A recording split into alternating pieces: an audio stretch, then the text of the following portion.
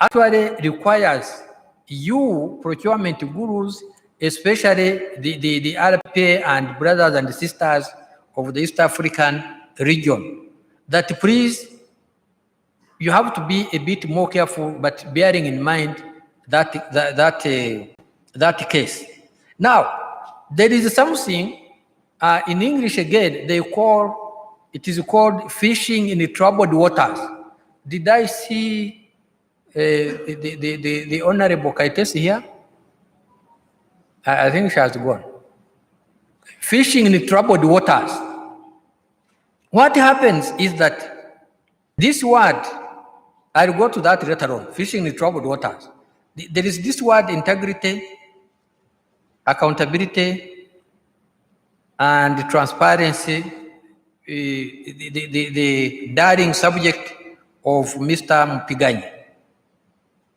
But also, in the government, let us mention here that budget of, let us start from Kenya, Tanzania, Uganda, South Sudan, Burundi.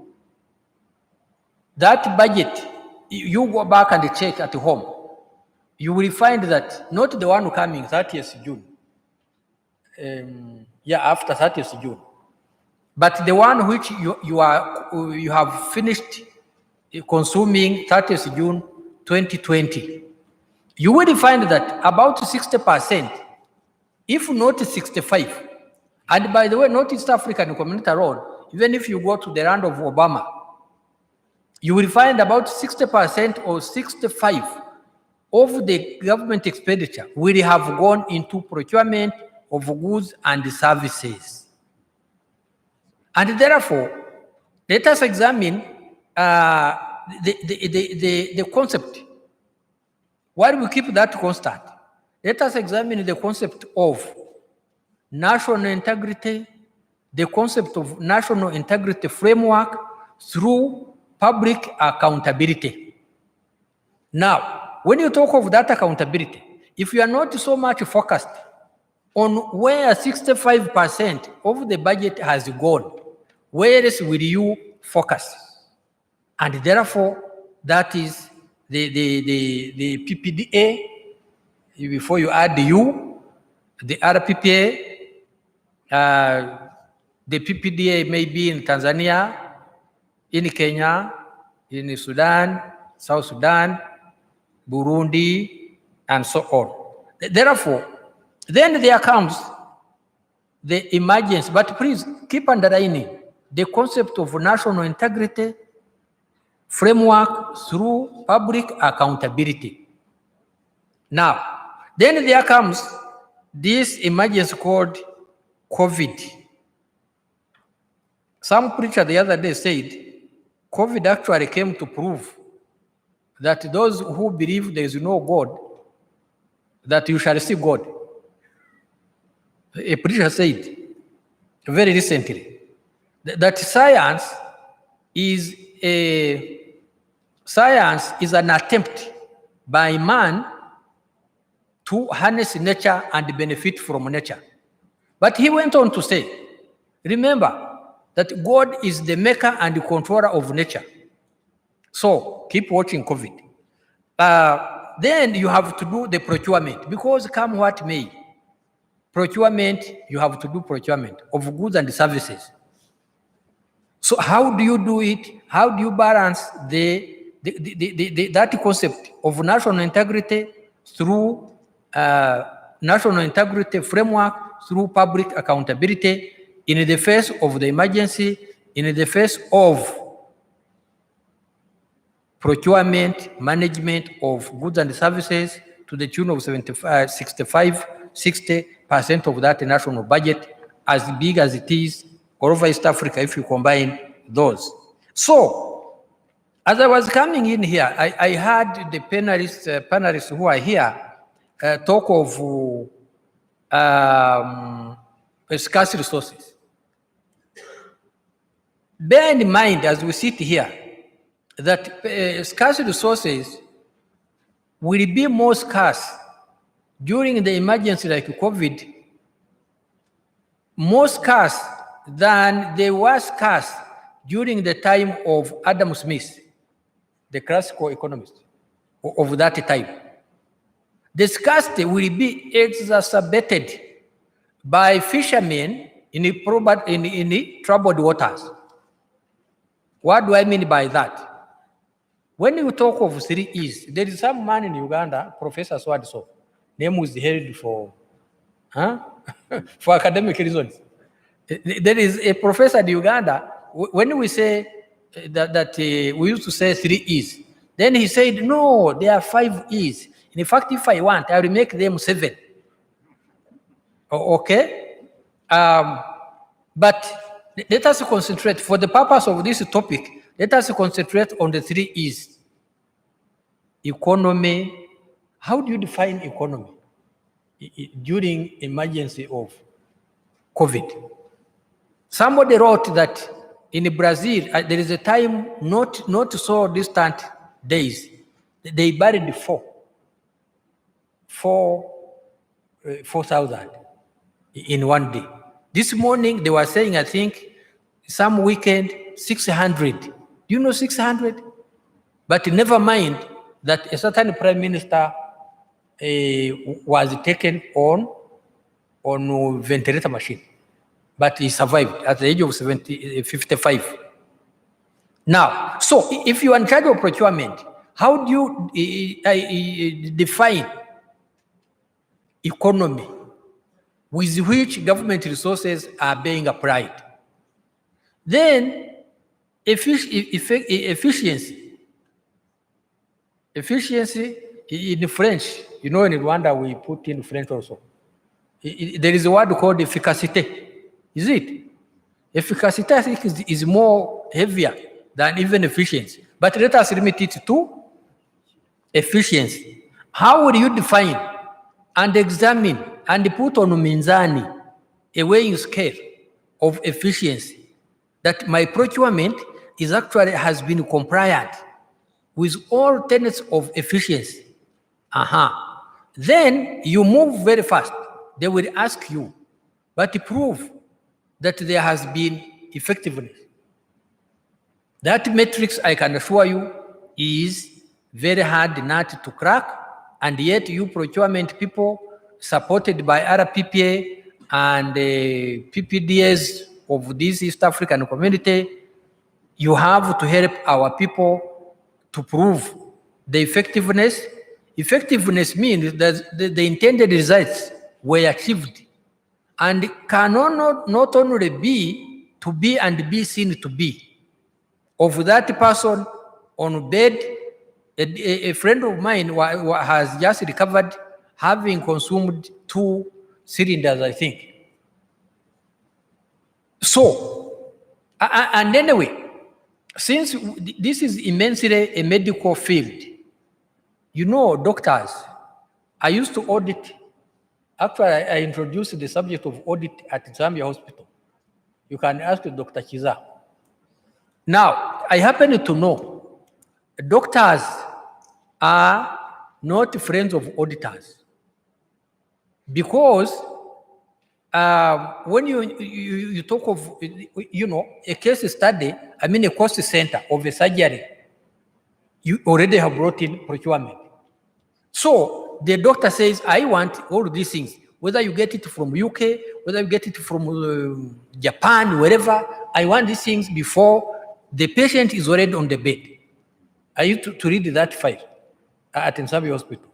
So, therefore, factor in the COVID. China, that is city called Wuhan. When the COVID broke up, China, with the might of governance, they said, I want a hospital of 400 beds. It must be there in 3 days. Procurement. How do you examine your 3 E's under that command of the commander-in-chief? Okay? So, the effectiveness, how do you examine it? But please remember the concept of national integrity framework through public accountability that the procurement function of the government has happened. Fishing in the troubled waters. Fishing in the troubled waters means that procurement person, a friend of RPPA, will have said it is just emergency, do or die. The other day I told one of the bosses I work with that, okay, if we have to do that, then it means it is do or die. Then she said, no, Auditor General, it is not do or die, it is do and live. So the procurement during emergency time, during like now, it is do and die. But yet it has to be do, it is do or die. They will tell you, do or die. But you, an accounting officer who signs the statement of responsibility, especially the two last paragraphs of a standard statement of responsibility, like the one you see published in the New Vision, okay, for the New Vision newspaper company, okay. So a person who signs that statement of responsibility, during this time, when they say do or die, and yet you have to say it is do and live, because tomorrow they will ask me the 3 E's. Sincerely, there could not have been any better topic for these eminent people seated here than this one. You are talking about transparency. Please, this transparency, you procuring experts, don't take it to be a slogan. It is a bit more complicated. There is kitu kidogo, whatever else we call it elsewhere, it becomes hard. Do you remember something called there is this company in Kenya, or is, I think, Parastatal, recently. KEMSA, some Kenyans here. There is a time we used to call you wananchi watukufu. Wananchi watukufu, mnakumbuka KEMSA? Ilikuwako. So, but it was about procurement and what goes around it. Okay? Do you remember recently in the Parliament of Kenya, a difference between 340.9 and 34.9? Do you remember?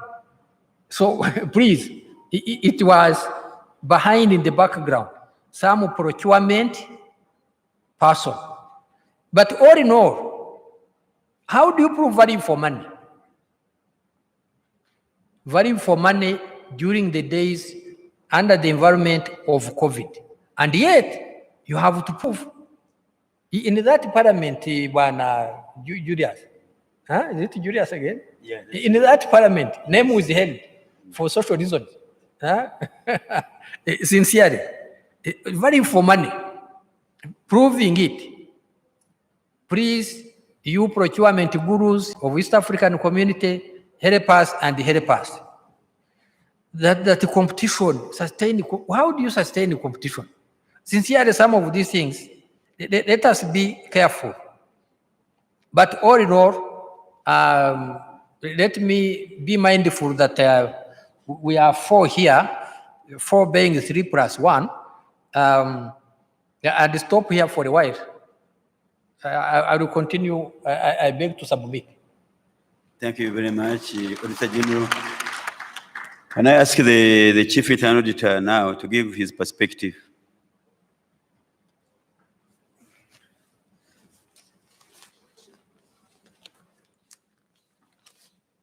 Yes, thank you, Julius.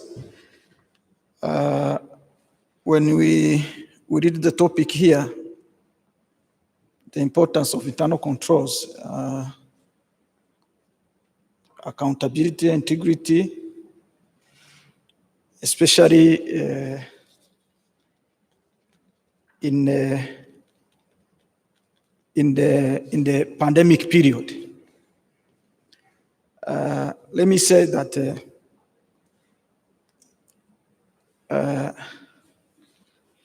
to manage the pandemic, in an emergency situation where it is affecting everybody in the country, not only in the country, but also the whole world. I think it was very difficult. And then to exercise those controls as they should be in the normal situation, it requires a lot of things that need to be changed within a very short period, but also a better coordination, because we are dealing with the two. You do or you die, as Auditor General mentioned. But here, I think in terms of internal controls, what we tried to, at least to ensure that during the period, the time the lockdown was announced, where everyone was requested to remain, to stay at home, but business had to continue, especially on those who were on the front line for fighting the COVID. But also, payment had to continue. For the case of Rwanda, we continued to pay suppliers, but we had to change so many things within a very short period. When we go to, for example, in the payment process, when we go to Treasury used to receive hard papers of OPs and so on, but the instruction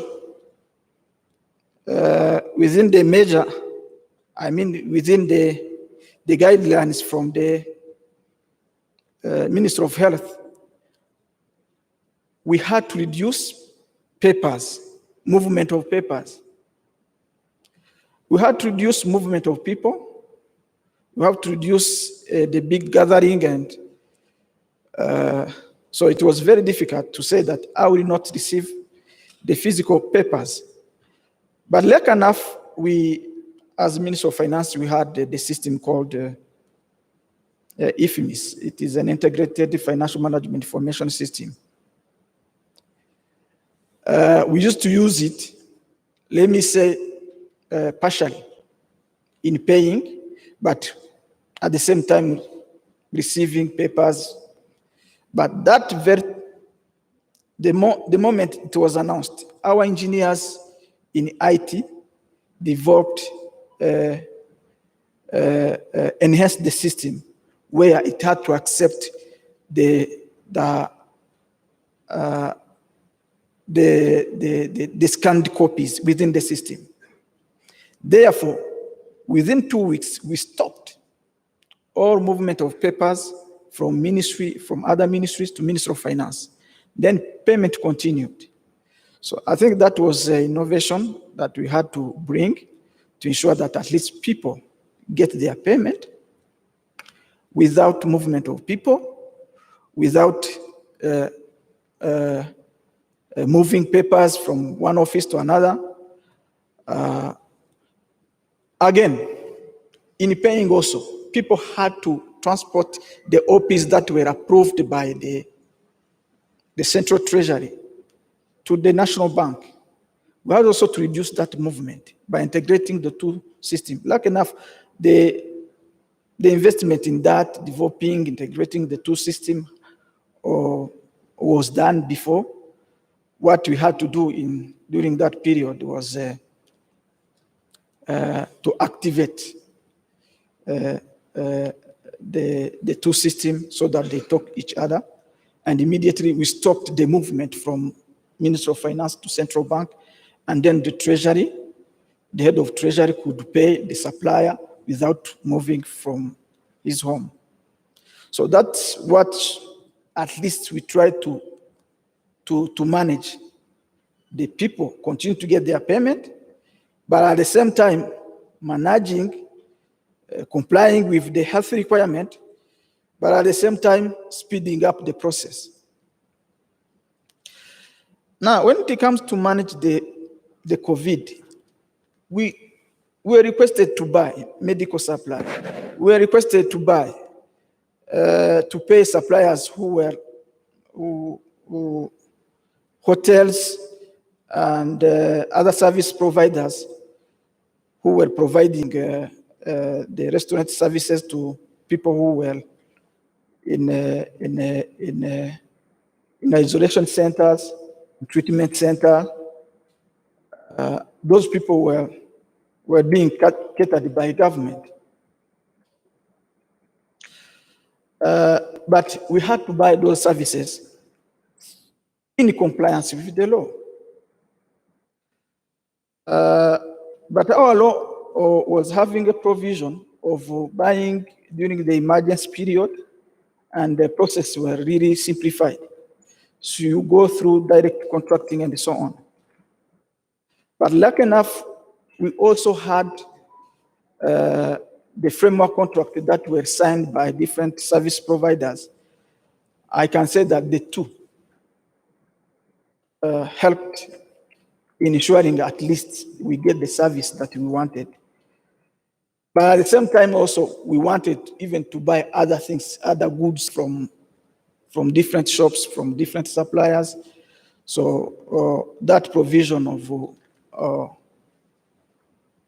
procuring or acquiring goods under the emergency situations at least helped some accounting officers to do what they were supposed to do in compliance with the law.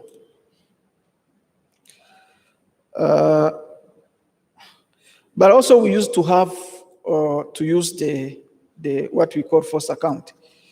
It's where government used to construct some infrastructure to do some activities that can be done, that cannot be done by private sector.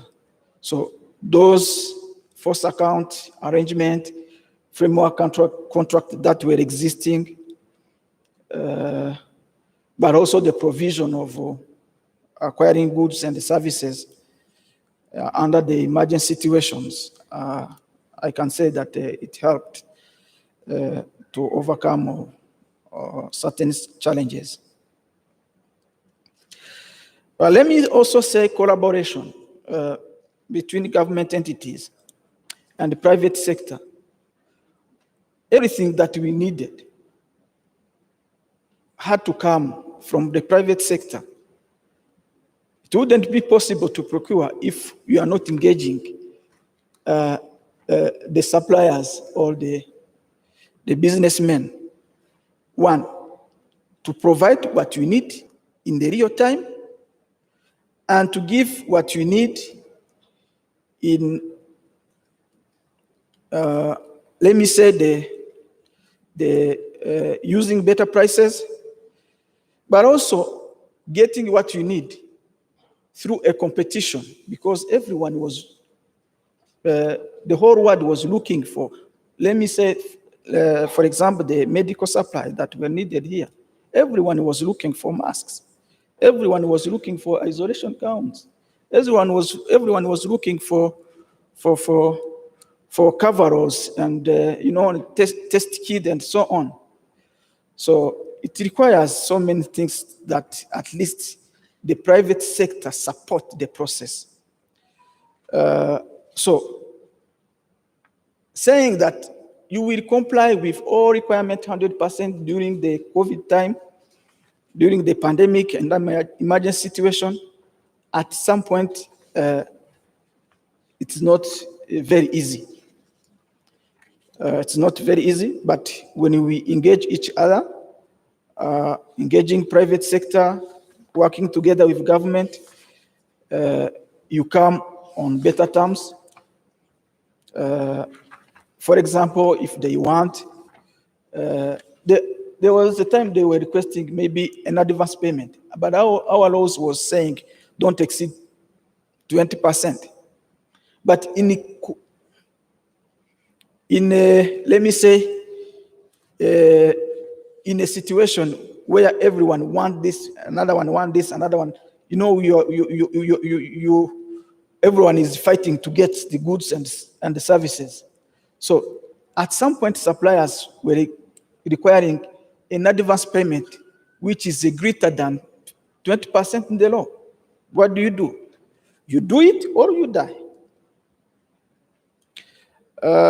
So that corroboration helped, but also corroboration between entities, government. I remember one day when we were in the office, we said we need to have a better control of this. Me and the Accountant General sitting with the Minister, we said we need to facilitate this process. We allowed transfers of money from one entity to another entity, so that that entity that is closer to where the service are needed use their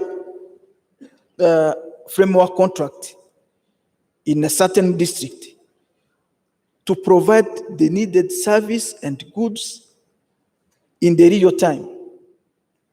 So we transferred that, we allowed that transfer of budget from one entity to a district, so that at least the districts use their systems to ensure that goods and the services that are needed in that particular area are needed. Are done in the real time. Now, when it comes to now, how do we check this? How do we really audit those COVID expenditure that were done in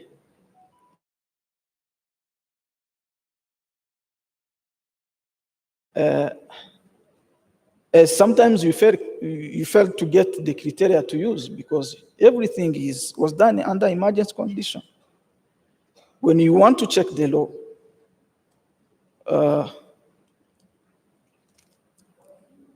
the law is saying, but also there's no provision. You find that there's no provision in some instance of doing this in emergency. You have to find a way that at least that will guide the audit process. But under the emergency situation, what is very important is the value for money. Are we getting what we want in the real time at affordable cost? The three is. So lucky enough, we said, okay, now we are in the emergency situation. We cannot continue the business as usual, as auditors, as accountant, and other people who were in charge of accountability.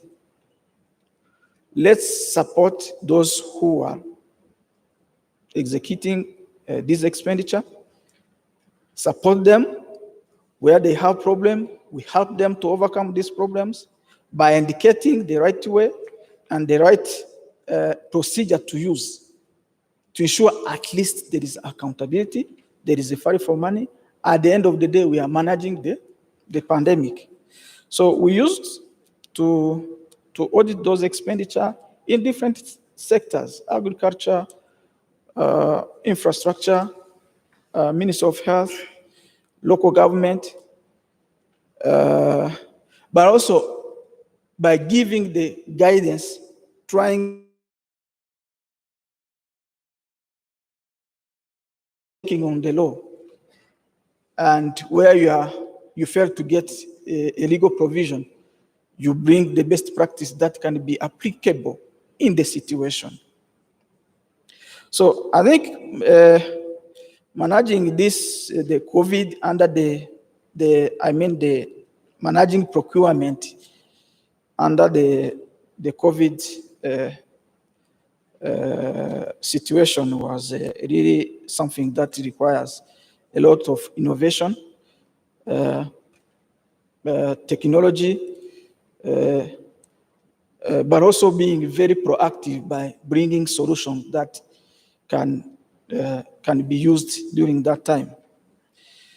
The other thing is that even working with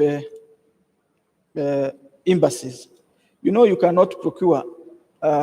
All of us were procuring most of the world. I mean, the world who was procuring those medical supplies from China. There was a lot of competition to get the medical supply. So for us, we used our embassies to help us in procuring these goods using their procurement procedure in China. And at least we managed to get what we wanted, even by using they used some procedure of procurement to get those goods. Let me say that within this, at least this situation has given us some lesson to learn. One of the lessons to learn is we need to have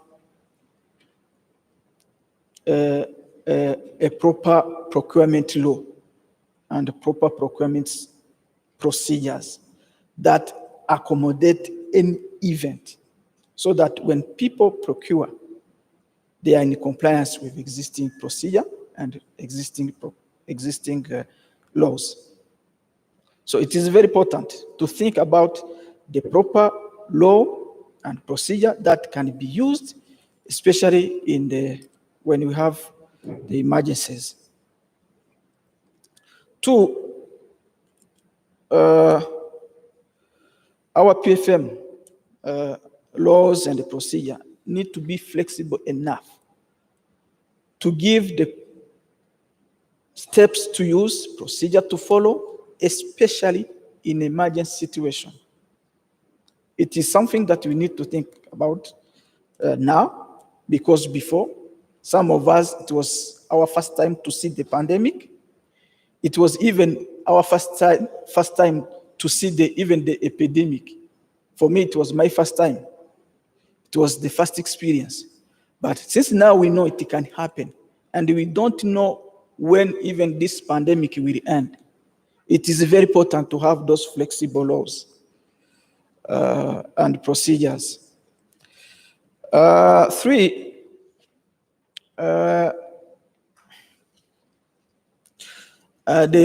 our investment in IT, we need to invest more. Before, we used to know that every meeting to happen, it requires people to gather in the same location, in the meeting boardrooms and so on. But now the COVID has proved that people can meet without physical meeting, virtual meeting.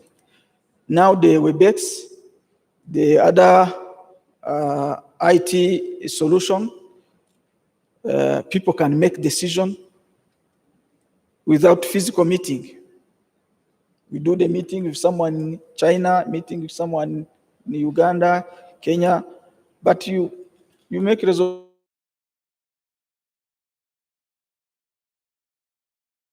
I mean, to invest in the IT, even the software that we use today to help to manage to give flexibility in managing the emergencies. And for engagement with stakeholders, including private sector and other government agencies.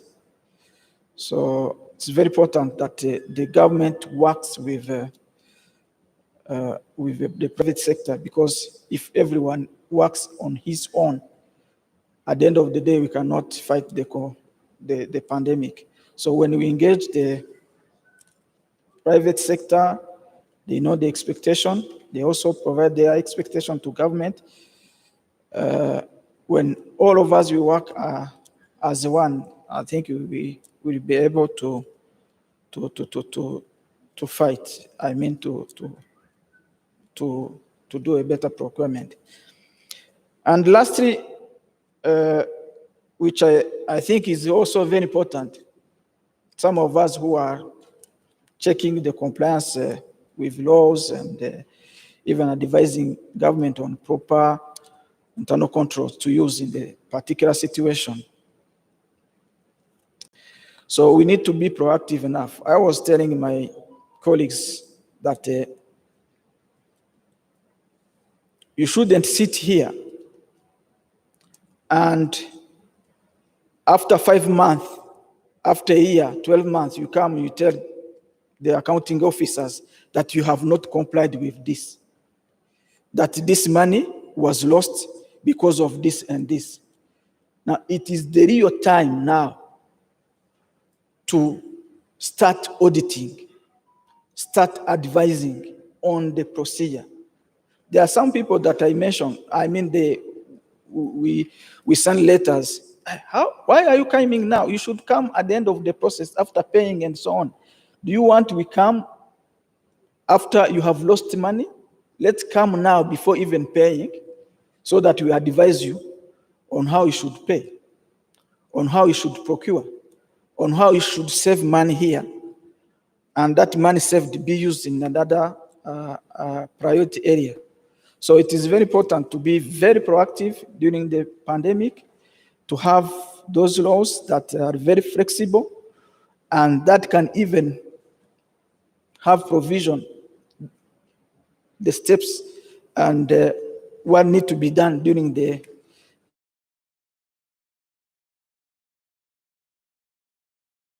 we can at the end of the day we shall. Thank you, Bwana Chief.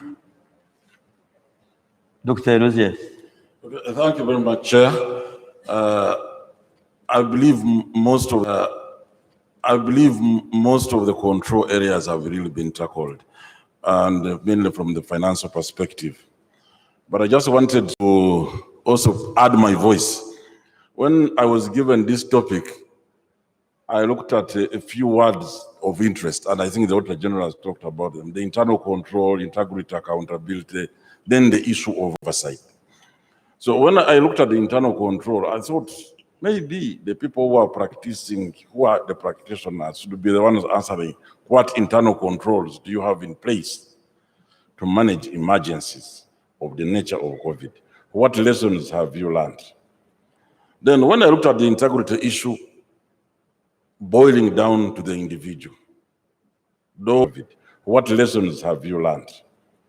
Then when I looked at the integrity issue, boiling down to the individual, those who are taking decisions and those who are going to check those who are taking decisions. And then accountability, I looked at accountability in this process as more or less vertical. Those who are giving you the funds in an emergency, maybe government, maybe donors, maybe the public, as it was in the case of many countries, Uganda inclusive, where the public came out and gave money to government to fill gaps for emergency. Those people want accountability. The public you are serving, for whom they are giving you money, they want accountability. When COVID hit, for example, in Uganda, there was total disarray in a way. Government locked down, and they say only essential workers must move. And the essential workers, you find you, the procurement person, you are not essential. You, the auditor, you are not essential. But all of a sudden, they want you to procure. And then those to supply you have also to be given permission to move. So you need to have a comprehensive way on how all the key players, for example, the oversight agencies will come on board. I remember on the first April, I called my executive director. I said, what do we do we are not essential workers. Said maybe we need to quickly contact the line ministry to give us permission to move. And they asked me why. I said, you know, people are procuring. But how are they going to procure in this situation? We need to quickly come out and give advice. And indeed, he quickly supported me, and we got a few of us to be allowed to be on the road. And when we started the office, we came out with the guideline, which helped the procuring entities to proceed. Everybody was calling. The Minister of Finance, Works, Health was saying, we want to buy COVID support items like the masks people are wearing. Factories were encouraged to produce, but they could not sell because the rules were tight. You have to go through the laws. So, but when we issued the guideline, we were able to get those services. Then there was that very, very important aspect of where the government said you must feed the people who are vulnerable. Now, that now called for serious level of integrity, accountability, and internal control systems. Because now you must know who is going to supply what. If you do not have those ideas, those frameworks in time, you may have a challenge. And remember, human, as I said, the issue of integrity. When there is total expenditure of that nature, when systems are relaxed, not everybody is pointing to the direction of integrity and accountability. You will find in situations where even when the systems were put in place, they are not being followed. So now that calls again for the auditor to remind somebody. One time I was talking to, in this very period, I was saying that I think we must begin launching some audits on some of these procurements. They said you are going to be considered to be interfering in the process, impending, you can even cause death. I said, no, there might be need for help. Maybe I should go in as an auditor who is giving advice on how best something should be done. You need to solve the, I think I've heard from internal, you need to solve the problem before it happens. Somebody was saying, no, these issues of accountability will be answered after we have saved life. But that's not the way. So it is important for the people who are in decision making, first of all, to write these 3 words in the mind. COVID today may seem to be now around. We know what we are doing. We know where to buy the vaccines from. But tomorrow it might change and we'll lock down again. Ever since this happened, have we looked at our laws again and built our internal controls tighter and better? Have we harmonized procurement with expenditure so that we are able to ensure accountability? We may be now looking at COVID from a bigger perspective, buying things. Yes, we are importing things from Europe, from where, but there were simple things which were supposed to be procured within the country, and there were challenges. Have we addressed that? How shall we ensure integrity on that? So I think for me, without repeating what the honorable members here have said, when you get out to procure, you know you have to account. You have to account above and below. Office a little as essential workers in my country. A lot of public outcry was, yes, they have given us the food, but what is the cost? You know, human beings are like that. They are crying, they are hungry, you give the food, they say, but how much did you buy it? So in other words, they are calling on auditors to check and monitor that their money is not abused. And you, the auditor, may not be able to go in the field to do that. You who is buying, keep checking, knowing that as their money is not abused. And you, the auditor, may not be able to go in the field to do that. You who is buying, keep checking, knowing that, as the Auditor General said, knowing that you are swimming in troubled waters. The crocodiles are watching. They could be hippos. They may be looking simple, But remember, when the time comes, you will be asked to account. The issue, this question may be saying, how do you ensure that under emergencies accountability is not compromised? It is not for me, the auditor. It is you who is procuring, it is you who is spending. If you really need support and flexibility, make it clear. Don't bend the laws on your own. But also the auditors and those who are advising government should be able to be open to discussion. You know, every time you talk about auditing, somebody feels offended. Maybe we need to change strategy also from the audit perspective, that we become more of facilitators of something than those who are questioning, to ensure that things are moving. When I was looking at one time I was asked to review stocks in one of our organizations, which was, I think, being privatized, Uganda Railways. And I was asking the gentleman, it was not an emergency, and I asked him that now Uganda Railways is changing. I think they were doing a consortium with Kenya. What are you going to do with all these receipts you printed and the whole store? He said, don't ask me. Me, I procured, you ask the financials who paid. He said, no, you must account. Accountability issues will come whether there is an emergency or no emergency. Yes, today we are discussing from the perspective of COVID, but emergencies have been there and they will continue being there. But what have we learned? I was discussing with one of my colleagues here, which procured, you know, we have already, even if you are in this country, for example, Rwanda or Kenya or wherever, the different entities have different mandates and challenges in procurement, and they are faced with different emergencies. But who are those who have developed procurement strategies in the organizations? And who are those who have made risk assessment of their role as procurement in the heads of procurement, who have developed risk tools and assessments and strategies to encounter some of these issues that are coming? If you are a procurement officer of Kigali City, there could be disaster. If I use the Kampala, we have had issues of cholera, we have had the floods. You have to act quickly. And you learn a lesson from there to build on bigger challenges like COVID. COVID today, when you mention it, some people think it is in Kampala, perhaps in Uganda. Others think it is at the airport.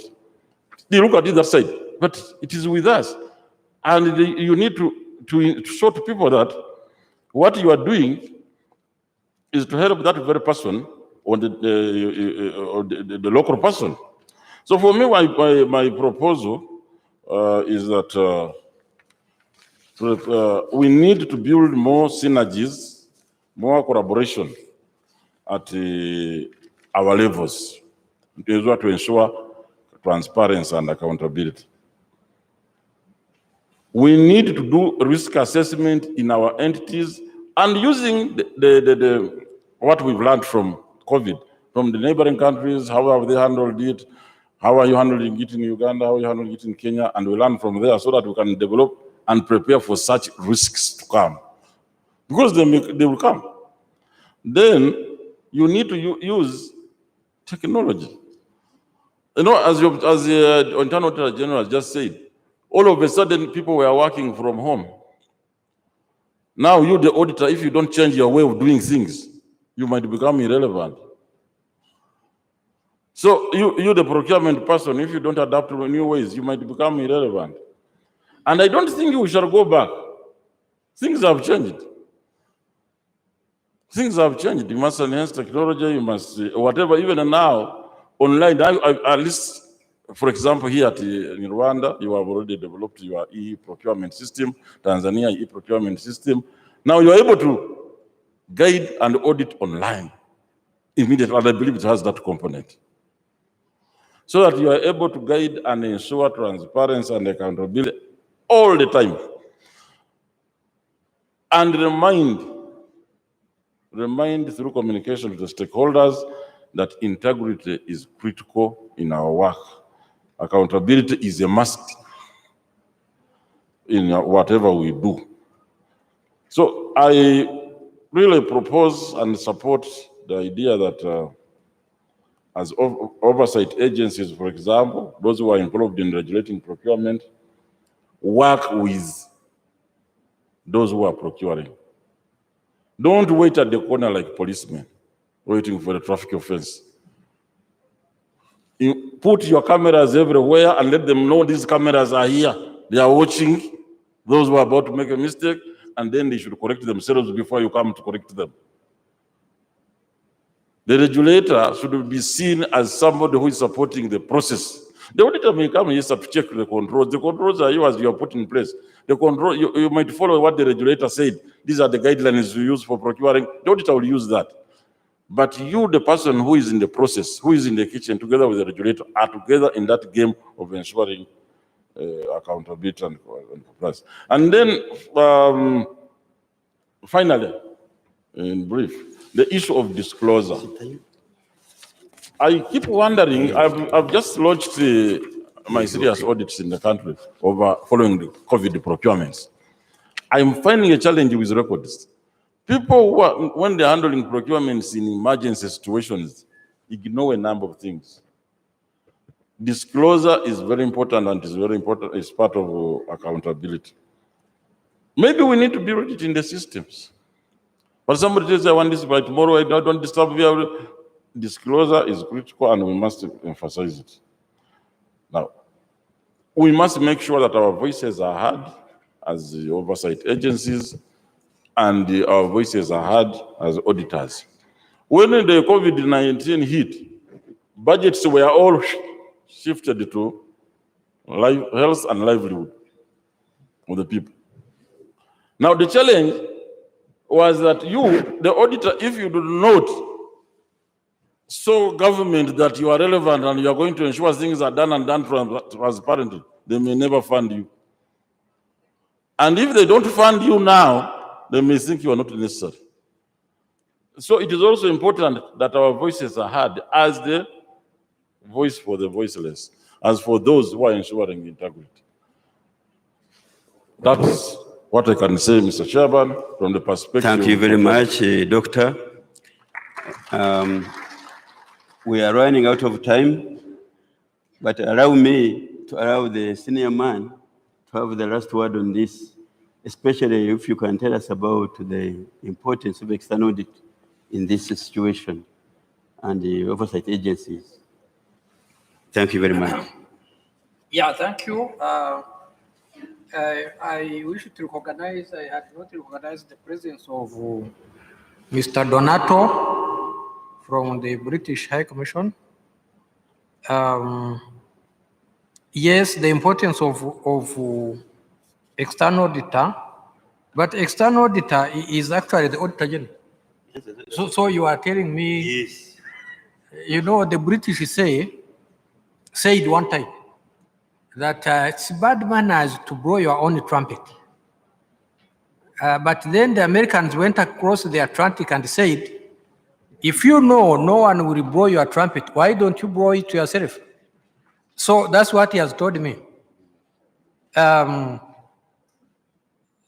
So the importance of external auditor during the emergency times like we have actually becomes more important than even during the normal times. Because, you know, one thing sincerely, the citizens of East Africa, they are the most vulnerable when you come to these emergencies. And they would want to believe, to rely on someone who is independent. The definition of independence is quite very onerous, and I will not want to attempt. But they want someone who's independent. When you say there is no money, is it true that there is no money? The Treasury, he sits at the Ministry of Finance. How much is in the Treasury? And government, after all, will get money from wherever. But the emergency success of the reliability during emergency times actually depends on how reliable you were as a system of various East African countries, the reliable system before the emergency came. Here in Rwanda, there is, and I think elsewhere, there is what we call country system. The external auditor is the oversight of the efficiency of country system. And please ensure that your country system, which is PFM, in Uganda, there is what you call a line budget, a budget line called accountability sector.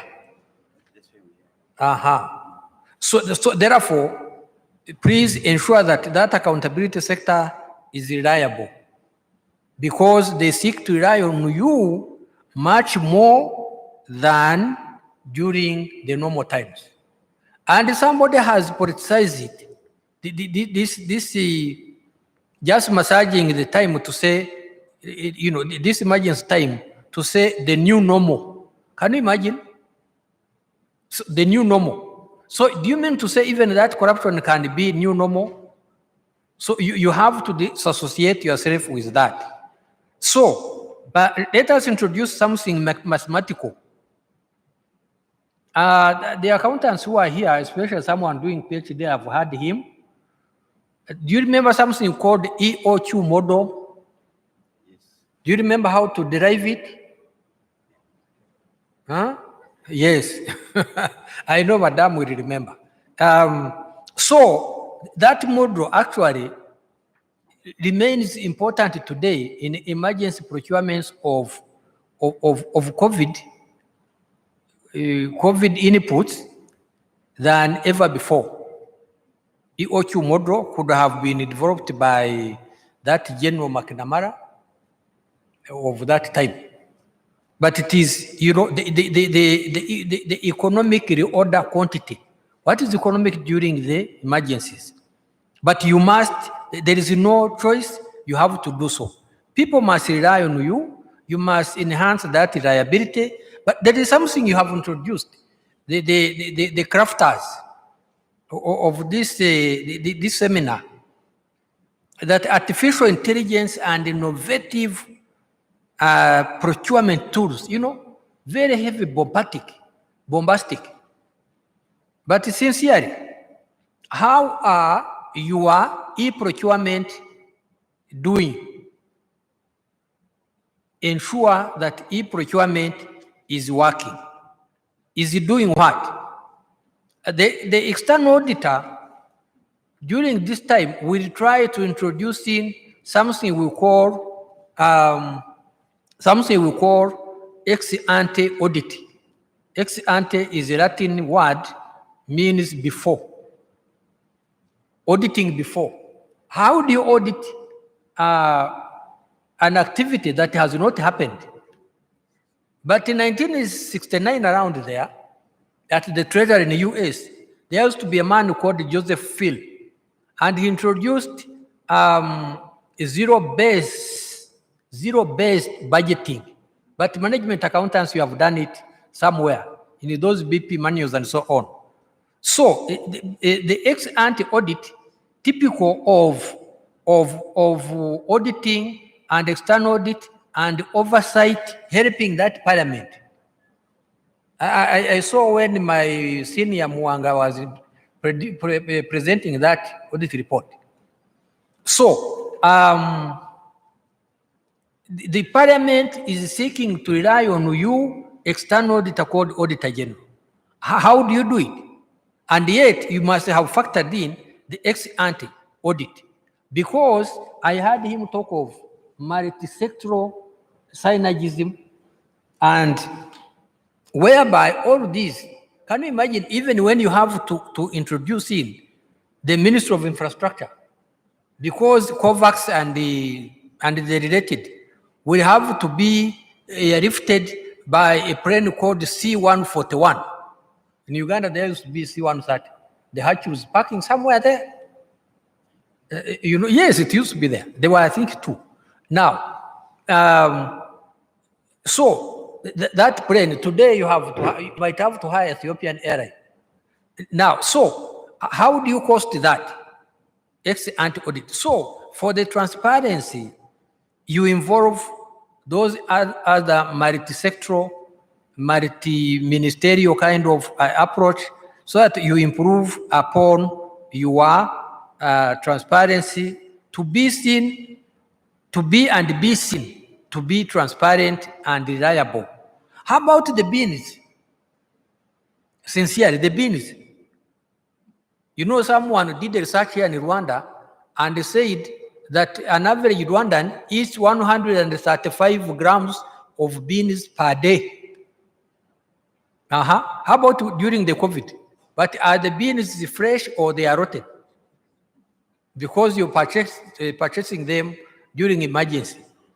Please, the integrity. We talked of disclosure.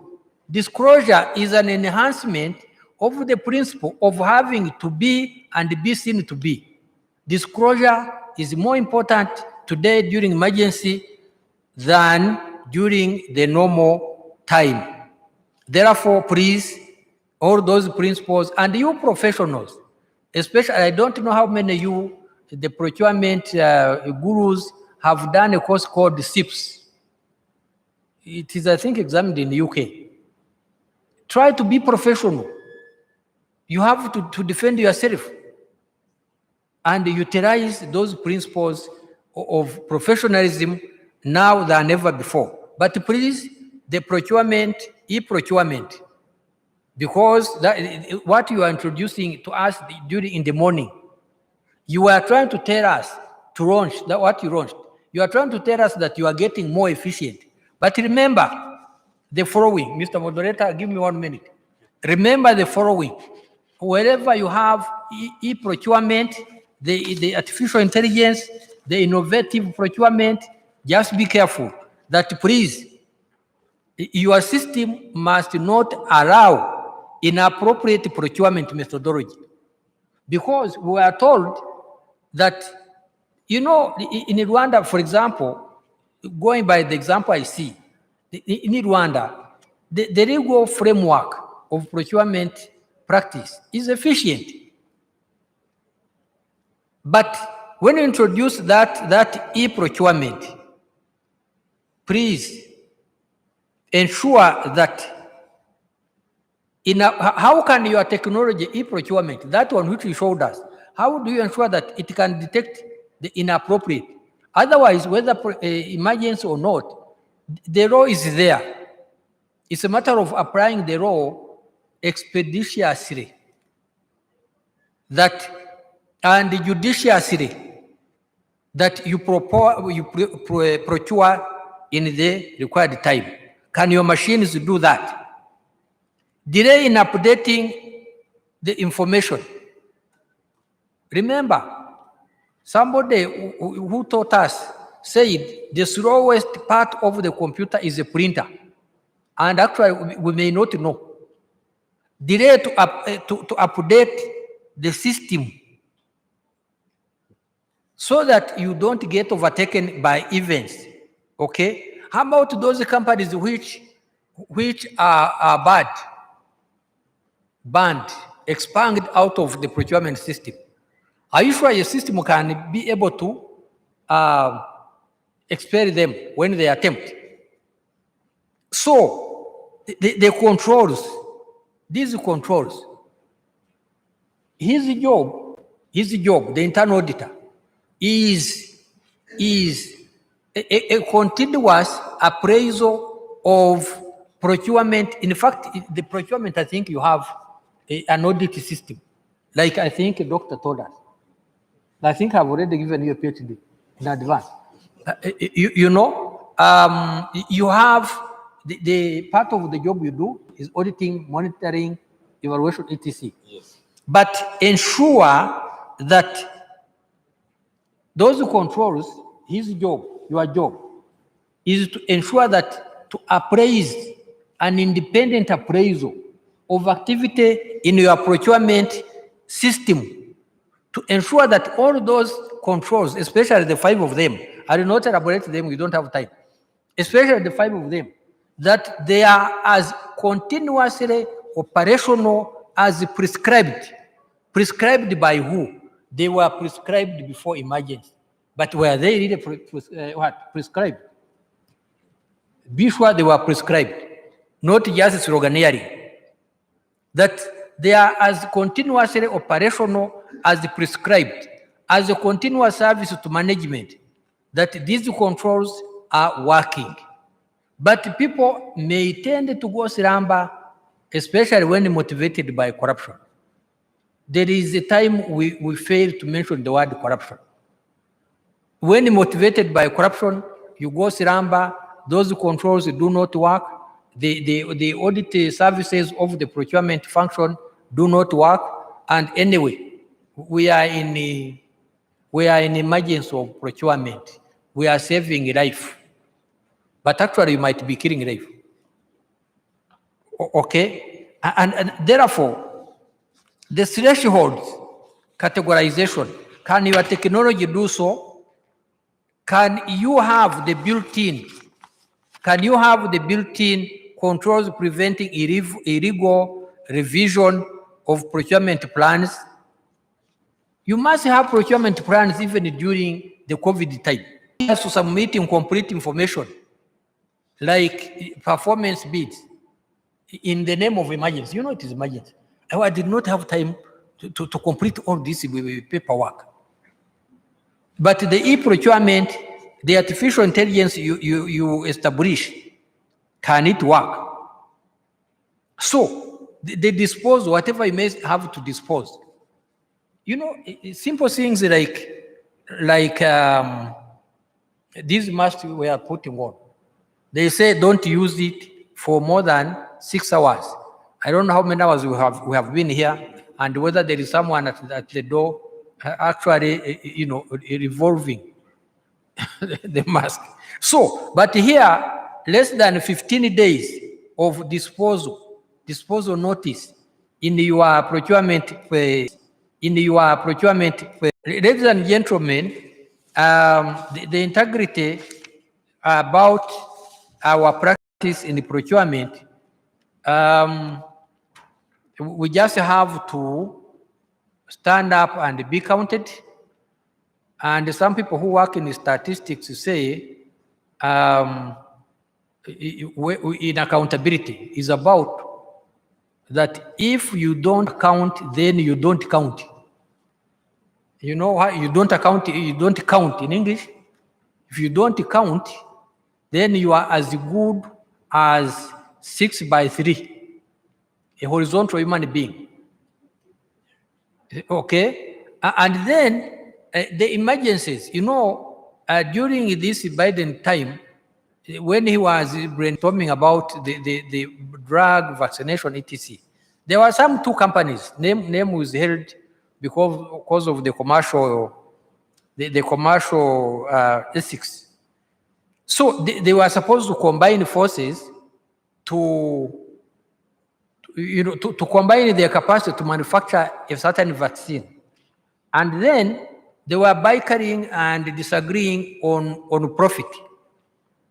Please, something called profit during emergency, let us be careful. And yet it must be there. So they were bickering about profit. So it came to his notice. He invited them. He said, did you ever know that during Second World War, there was an act called Production Under Defense? If you don't go and sort out your business of profiteering, supposing I invoke the act of production under defense, what will you do? They said, Sir Afande, we are going to do that. But that could have been a free trip to go and do the fishing in troubled waters. But up in his mind, he must have believed that he has enough of the Auditor General of America. I happen to know him, Mr. Dodaro. I meet him every 3 years. He does the ex-ante audit, and he has all skills that you can think of, including the audit of manufacturing of a drone. They do ex-ante audit before it is given an okay to produce. So he must have believed, trusted that even if they bring in the profit, abnormal profit, like the Kingston cotton mills trying to do in 1904, he will catch them on ex-ante audit. How many of us have that skills around East Africa to do the ex-ante audit? So, but all in all, what are we talking about? Please, this is suffering wananchi. They just have, they are seeking to rely on justice that should be never delayed, because justice delayed is justice denied. That the feeding, somebody said one time, look, but by the way, which is better, to be killed by corona or to be killed by hunger? I don't know. That is a modern financial management called cost-benefit analysis. I don't know how you can convince anyone arguing like that. But the procurement, the external auditor, it is our job. And when it was at the height of all disagreements, an old man called Auditor General of those days, he said, ladies and gentlemen, I cannot convince you except to say that in God we trust and everything else we audit. Yes? So convincing these people is not easy. They will twist you and put in those terms of like externalities. You are insensitive. So you tell them, you know what? In God we trust, everything else we audit. And yet you remember, the preacher once said recently that COVID came to prove that there is God above science. That's why in God we trust, everything else we audit, because external auditor general must be relied upon during the emergency times than during the normal time. Thank you, ladies and gentlemen. Thank you very much. Thank you. I think we have gone out of our time, but it is not usual to have an Auditor General and Chief Accountant of Government in front of us addressing us. So I think it was worthwhile. Let us put our hands together to give a thunderous clap of applause to these eminent gentlemen. Well, I had promised some questions, but I may not take them now. We are out of time. yes, sorry, we're out of time, but maybe we can keep asking questions. Thank you on very social much. You have media. been a wonderful audience. Thank you very much. A round of applause to our moderator and the panelists. Thank you. So you can have your seats. So briefly, before intervention, if you are supposed to take your COVID test, please head over to AD9 right now and have your COVID test. AD9 is just outside. They're waiting for you and they're ready to have to test the COVID ahead. Mr. Dr. Kaihura, for your special intervention, Dr. Didas Kaihura, but please, if you can keep it brief to at least 2 minutes at most, we'll appreciate it. Thank you.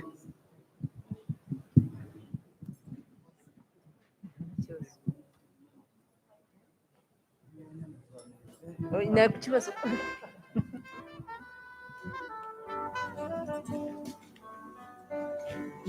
him use this. Thank you very much. I'm going to work within impossibilities, giving me 3 minutes to give my take on today's, this session's theme. But first of all, I wanted to share with you, to see if you also got the kind of these social media messages. One I got in the morning, and I want it to be related to today's discussions. I saw one of the sub-Saharan countries, an article written about one of the sub-Saharan countries, I'm avoiding to mention which one, where it was said that the Minister of Health said they were going to destroy thousands of kilograms of COVID vaccines because they have gotten expired. When I was reading that message, I asked myself whether that was fairly procured and whether there is value for money or there is a possibility for accountability.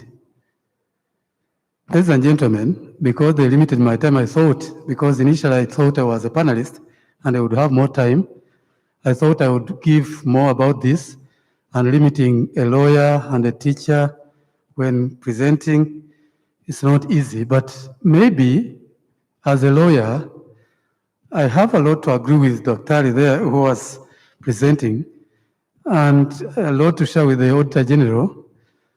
And I will have something to disagree, and I think it's my right on some points.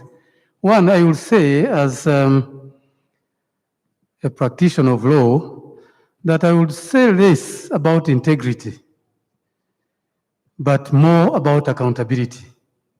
And why do I have to do this? Even in the emergency situations, is that the way I understand integrity, it is something hard to measure. It's something that you cannot, like when they talk about, it's about morality, knowing the principle of honesty and good morals, and morality is something that is individual. It's hard to define, and that would mean that as we are seated here, if we are all to be procurement officers, our integrity is as many as the many we are. So we cannot easily define what is, how are you going to evaluate the integrity? How are you going to say, this has been said by the first panel, it was the word of the day or the principle of the day. And I will tell you what, Rwandan law about procurement in its Article 6 preferred not to use that word.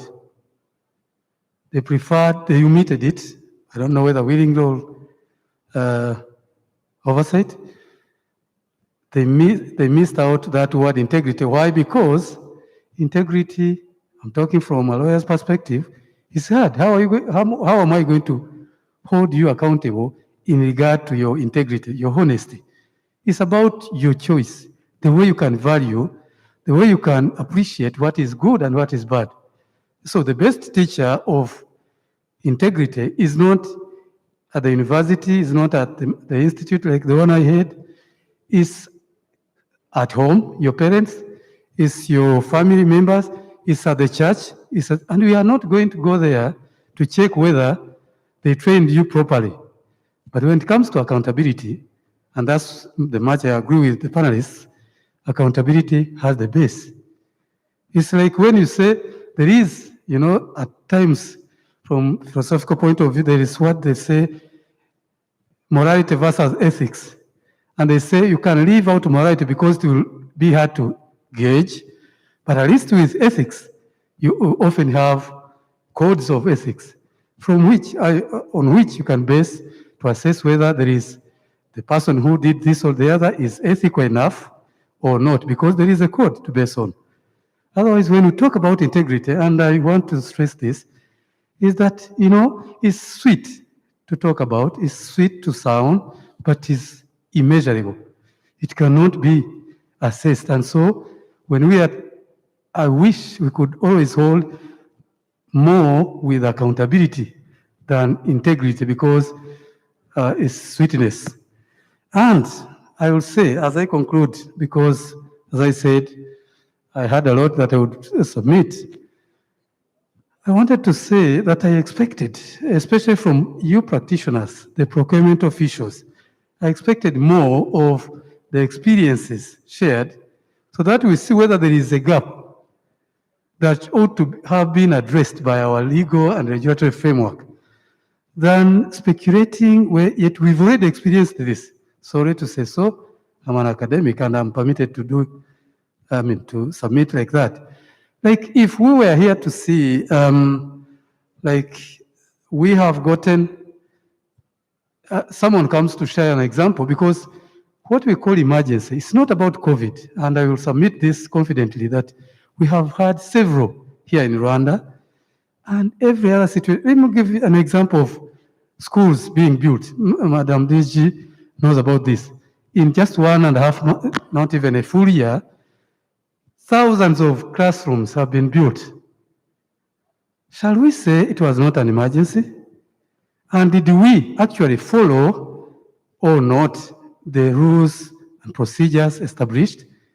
So as I conclude, whether in emergency situation, not necessarily COVID or not, we have to always go by the rules established. The laws and the regulations apply with or without an emergency. Thank you so much. Thank you so much. A round of applause to Dr. Jesus Kaihura. Thank you so much, sir, for making it the time that we requested you. So now we have very few minutes left, ladies and gentlemen. I would kindly request that as we leave to rush to hotel rooms to change, please make sure that we are back by 6:15 so that we are able to enjoy while also respecting the COVID and of course the curfew that is we have in the country today due to COVID pandemic. So please kindly, as you go and change to your traditional attire, cultural attires, please make sure that you're here by 6:15. The buses are already out there waiting for you. If you can freshen up quickly and be with us by 6:15, we'd really appreciate that. Thank you, and we'll see you shortly.